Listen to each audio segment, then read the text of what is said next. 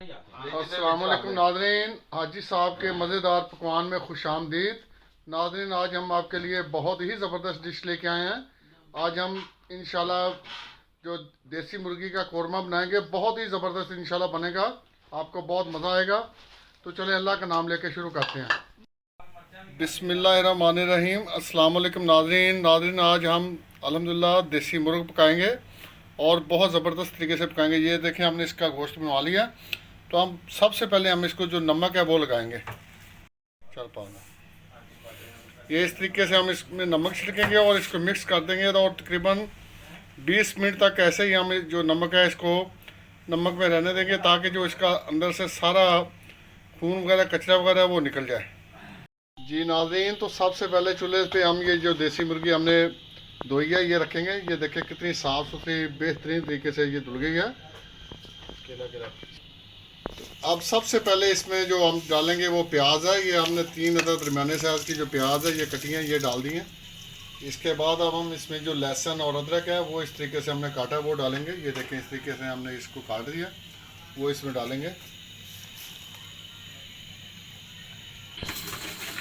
जी नाज़रीन, तो ये मसाले अब हम इसमें डालेंगे। ये तकरीबन 1.5 चम्मच हमने लाल मिर्च का लिया है, ये धनिया पाउडर है, और ये हल्दी पाउडर, और ये गरम मसाला पिसा हुआ, और ये ज़ीरा पाउडर है, और ये नमक है। नमक हमने 1 चम्मच लिया है। आप हस्बे का जितना भी डालना चाहे डाल सकते हैं।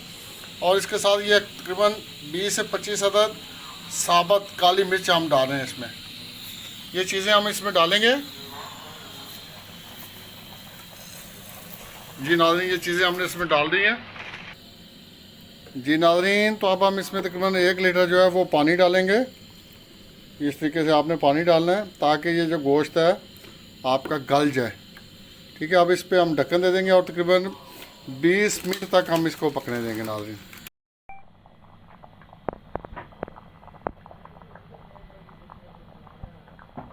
जी नाज़रीन, तो जो हमारा ये गोश्त है तकरीबन 80% गल चुका है। तो अब हम इसमें हरी मिर्च और टमाटर डालेंगे। ये देखिए नाज़रीन, ये टमाटर हमने इस तरीके से छिलके उतार के काट लिए हैं।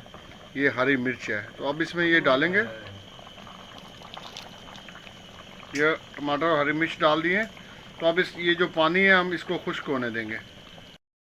जी नाज़रीन, तो जो हमारा पानी है ये इसका चिकन का खुश्क होने वाला है, देसी मुर्ग का। तो अब हम इसमें तकरीबन 150 ग्राम दही डालेंगे। ये हम दही डाल रहे हैं इसमें 150 ग्राम। जी, दही डाल दिया और अब इसको हिलाएंगे और तकरीबन 10 मिनट तक इसको इसमें पकने देंगे, ताकि पानी जो हमारा अच्छी तरह खुश्क हो जाए। जी नाज़रीन, तो अब हम इसमें एक 100 ग्राम जो मक्खन है उसकी टिक्की डालेंगे, ताकि इसका जो जायका और भरपूर हो जाए। तो अब हम मक्खन डाल रहे हैं इसमें। ये एक 100 ग्राम की टिक्की डाल दी है।